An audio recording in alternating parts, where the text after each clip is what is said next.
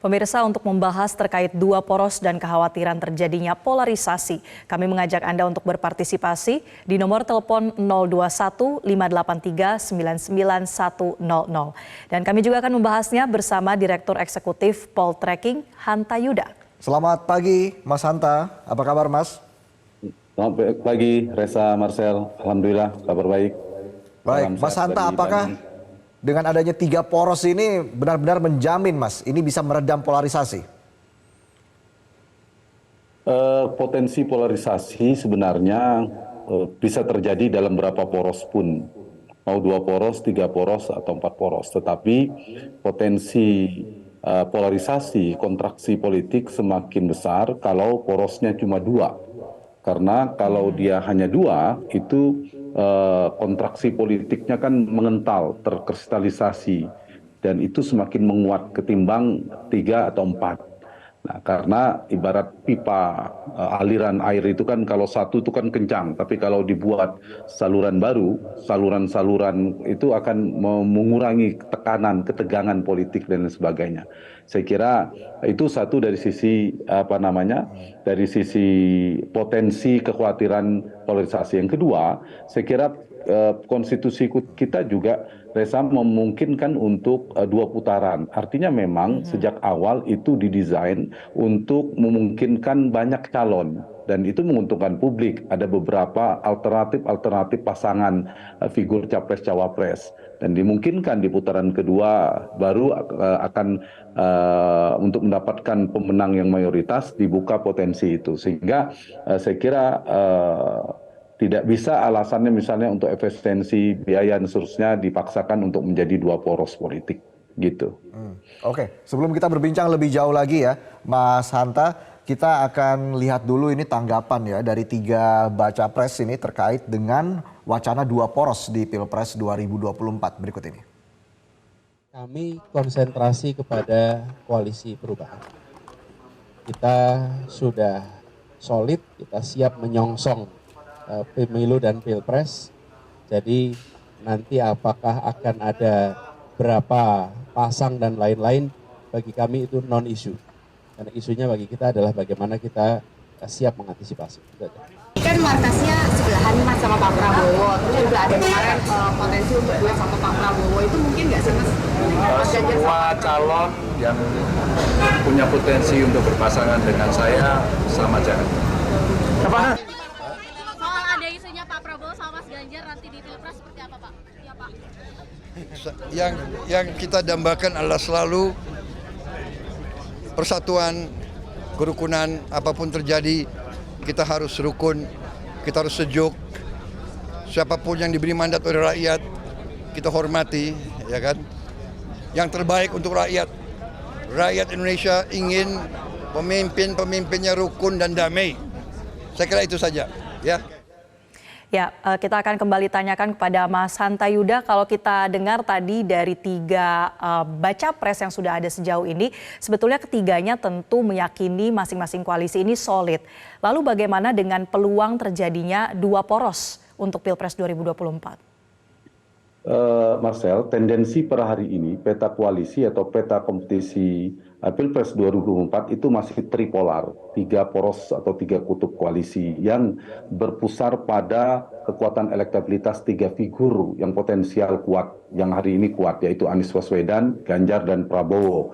Jadi belum ada tendensi kuat akan menjadi 2 poros, meskipun ada potensi, menurut saya belum begitu besar ya. Jadi faktor utamanya tetap di 3 figur elektabilitas. Nah, potensi 2 poros, saya ingin jawab pertanyaan, ada 3 skenario atau skema yang berbeda. Di mana yang paling besar, 2 poros ini kan beda-beda potensi ya, ada 3 sebenarnya. Satu, kalau skenarionya adalah all the president men, dulu yang kita sering bicarakan sebelumnya di diskusi yang cukup kuat, yang muncul Prabowo versus Ganjar.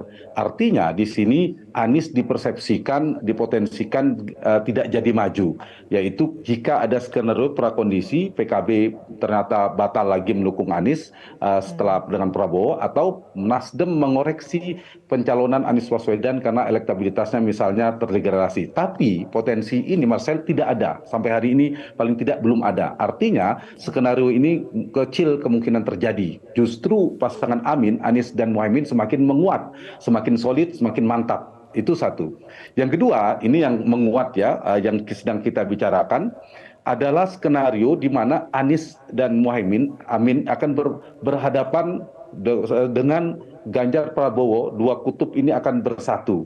Prakondisi ini bisa terjadi dengan dua hal ya. Satu, kalau kekuatan elektabilitas Anies Baswedan tiba-tiba tidak terbendung, menguat sangat kuat sekali, sehingga kekuatan keberlanjutan yaitu Ganjar maupun Prabowo merasa penting untuk bersatu, dipaksa atau terpaksa dengan faktor berbagai macam faktor mereka harus bersatu berhadapan dengan Anies Baswedan karena kuatnya potensi kemenangan Anies. Yang kedua, ini bisa juga terjadi skenario ini jika ada kesepakatan baru, deal baru antara kesepakatan politik baru antara Pak Jokowi dan Ibu Mega. Sepanjang itu tidak ada pertemuan, ada deal baru, sepanjang Anies tidak ada tiba-tiba melesat elektabilitasnya, potensi itu juga mengecil menurut saya ketika Prabowo semakin mantap dengan koalisinya, Ganjar juga semakin mantap dengan koalisinya, masing-masing tidak ada yang ingin mengalah jadi cawapres, juga tidak besar skenario ini kan terjadi. Dan kalau ini terjadi, skenario ini saya namakan skenario perubahan versus keberlanjutan yang terkonsolidasi.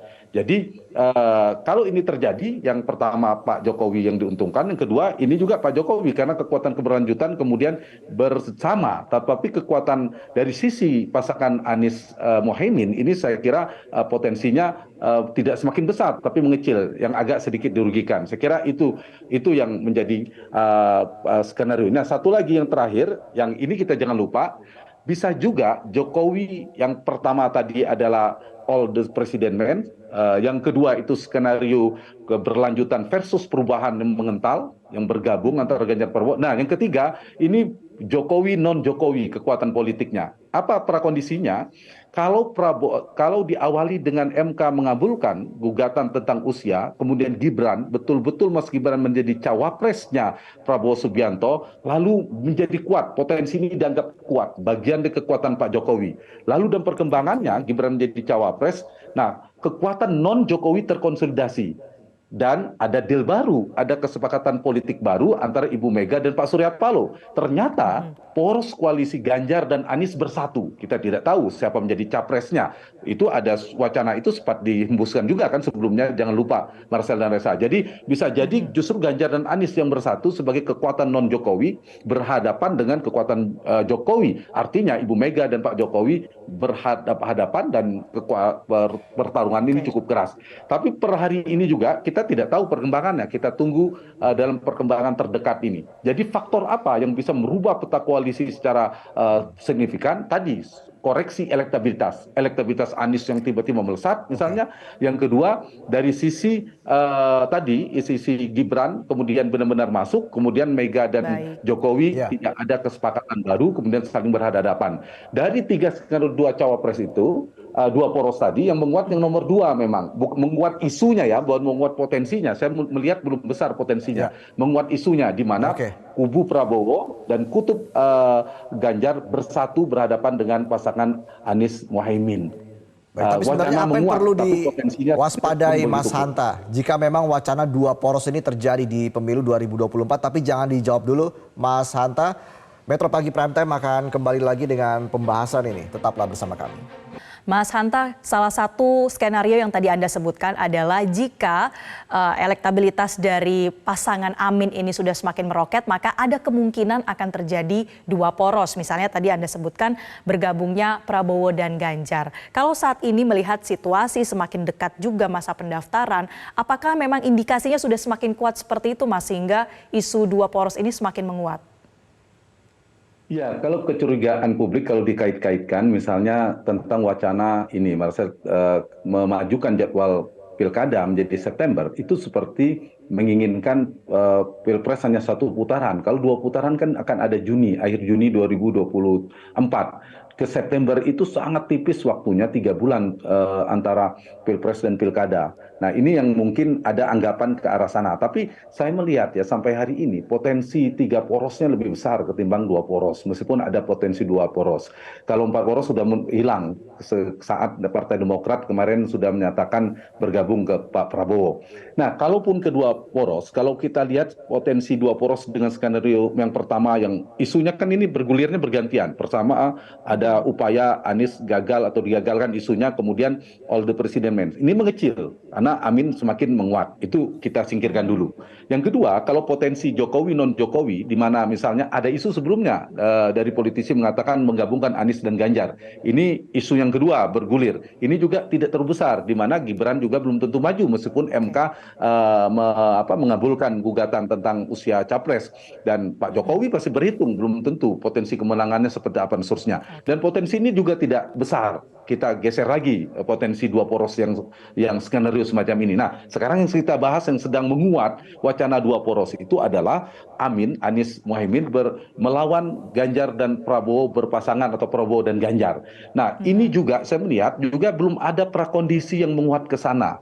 Kalau dengan waktu singkat ini arahnya ke sana. Oke, misalnya satu faktor misalnya elektabilitas Anies Baswedan naik, melesat pun belum ada tanda-tandanya, masih kompetitif relatif di antara 3 kandidat ini. Di flat lah paling tidak ada yang melunjulang yang 40, 50, 60% sehingga tidak terbendung. Kalau itu terjadi memang ada kemungkinan yang saya katakan tadi faktor yang terpaksa memaksa dan terutama faktor kingmaker Pak Jokowi dan Ibu Mega itu merasa penting dan perlu segera. Tapi sepanjang masih kompetitif, Mas Hanta, Anies tidak begitu tinggi, saya kira tapi tidak terlalu sebenarnya apa yang perlu besar diwaspadai lah. Mas Hanta kalau terjadi 2 poros, wacana 2 poros ini terjadi untuk pemilu 2024 ini, kalau kita berkaca dari 2014 2019 kan memang ini memecah belah bangsa begitu Mas Hanta. Iya, memang kalau kita lihat dari 2019 itu potensi polarisasi politiknya besar, kontraksi, ketegangan politiknya lebih kuat. Tapi kalaupun itu terjadi, saya menduga tidak sekuat 2014-2019. Tapi apapun, meskipun potensinya tidak terlalu kuat, saya pada posisi setuju di tetap 3 poros ya, untuk melihat proses kualitas demokrasi dan seterusnya, potensi alternatif pilihan. Tapi kalaupun 2 poros itu, Reza, kalau kita perhatikan ini ya, katakanlah merasa perlu bergabung. Pertanyaannya apa mungkin ini Partai Gerindra dan PD Perjuangan punya kesepakatan. Siapa yang mau jadi cawapres? Itu PR terbesarnya. Ganjar merasa berhak menjadi capres, misalnya merasa partai pemenang PD Perjuangan. Tapi Prabowo juga merasa lebih berhak. Kenapa? Kalau bicara partai, dia sudah mengantongi 45% dari koalisi besar. Artinya modal partainya Prabowo lebih besar selain dari senioritas. Yang kedua, dari sisi elektabilitas misalnya Prabowo merasa head to head dari semua hampir banyak lembaga survei menunjukkan Prabowo lebih tinggi daripada Ganjar. Prabowo merasa lebih berhak. Nah, pada titik ini apa mungkin mereka bersatu? Kecuali ada tiba-tiba saya balik logikanya, bukan Anies yang membendung, tapi antara Ganjar dan Prabowo tiba-tiba ada yang terdegradasi, satu sangat turun drastis elektabilitasnya sehingga dia menjadi realistis menjadi cawapres saja, atau yang satu menjulang, Prabowo menjadi tinggi atau Ganjar menjadi sangat tinggi, merasa ada yang sesuai menjadi capres menjadi cawapres. Nah, sepanjang itu tidak terjadi, menurut saya agak sulit ya, kecuali kuncinya PDIP misalnya mau mengalah, sudah realistis menjadi cawapres saja, atau tiba-tiba petanya berubah jadi Prabowo Puan misalnya, merasa confident Prabowo Puan saja berhadapan dengan Anies dan Muhaimin. Itu bisa jadi loh, porosnya itu tidak melulu nama-nama ini. Jadi kita tidak tahu dinamika politik. Dinamikanya masih cair. Oke, Mas Hanta, sebelum partai yang tertukar antara PKB dan Demokrat hari ini, PKB pindah ke Anies, Demokrat justru pindah ke Prabowo. Itu kan di luar dugaan awalnya bisa bertukar hari. Ya. Oke, Mas Hanta, sebelum kita melanjutkan perbincangan kita sapa dulu ya Marcel. Ada penelpon yang sudah masuk. Mas Jono dari Madiun, Jawa Timur. Selamat pagi, Mas Jono. Silakan pernyataan ataupun pertanyaannya nih untuk Mas Hanta. Selamat pagi. Iya, pertanyaan buat ini aja sih Mas Hanta. Ini terkait capres-capresan ini kan sampai saat ini nih belum ada yang fix. Malah dalam artian ini kayaknya kita belum punya gagasan lah, belum dapat gagasan yang konkret lah dari para capres. Bahkan sampai sekarang ini malah belum jelas mau berapa capres lah nanti yang mau kita pilih ini di 2024. Bahkan potensi polarisasi ya kita merasakan lah dulu 2014, 2019 itu kan bahkan konfliknya sampai di meja makan gitu loh. Nah kalau nanti dua capres ini kan polarisasinya makin gede. Terus kita ini ingin kayak mau ngadu ke siapa, mau ngadu ke elit rasanya kok nggak mungkin. Kita ini punya harapan ke para pakar-pakar politik kayak Mas Hanta lah, seperti apa masukannya ke para elit-elit politik nanti seperti apa seharusnya yang baik untuk republik ini gitu loh. Biar nggak ribut itu sampai meja makan gitu Mas. Terima kasih. Oke, baik. Terima kasih Mas Jono atas pertanyaannya. Mas Hanta, silakan tanggapannya ini tadi sempat disinggung ya oleh Mas Jono ini bahkan ribut-ributnya ini kalau misalnya dua poros kalau kita berkaca dari 2014, 2019 ini sampai konfliknya itu di meja makan, sampai di grup WA keluarga misalnya seperti itu Mas Hanta. Ini gimana tanggapannya Mas Hanta? Ya, Mas Jono, terima kasih. Saya kira saya setuju ya. Mungkin Mas Jono mewakili banyak suara dari rakyat Indonesia yang menginginkan Indonesia itu tetap bersatu, tidak terkoyak-koyak akibat dari pertarungan elit. Kita tahu pertarungan elit itu Reza, Mas Jono betul, elit bisa jadi bertarung kelihatan, besoknya ternyata mereka bisa sama soal meja makan juga, duduk di meja makan tempe bersama, kemudian yang tadi berseberangan tiba-tiba bisa bersatu kembali, sementara masyarakat di ruang makan, di meja makan tadi masih di grup WA dan seterusnya masih sampai hari ini mungkin ada yang belum selesai. Nah karena itu pemilih memang harus cerdas ya, kita tidak sebagian sudah belajar dari 2014 2019. Saya kira ya kalau mendukung capres cawapres tidak boleh sepenuh jiwa, cukup sepenuh hati boleh, tapi ya kalau sudah bicara Indonesia kita melebur Indonesia semua. Jadi jangan habis-habisan juga masyarakat yang dibawa. Dan poin yang pertama di Mas Jono saya sangat setuju sekali tadi Mas Reza. Pertarungan gagasan yang harus didorong. Bagaimana justru yang harus dibedah dari Anies, Ganjar, dan Prabowo ini visi misinya, programnya, rekam jejaknya harus segera ini kita kuliti, kita buka.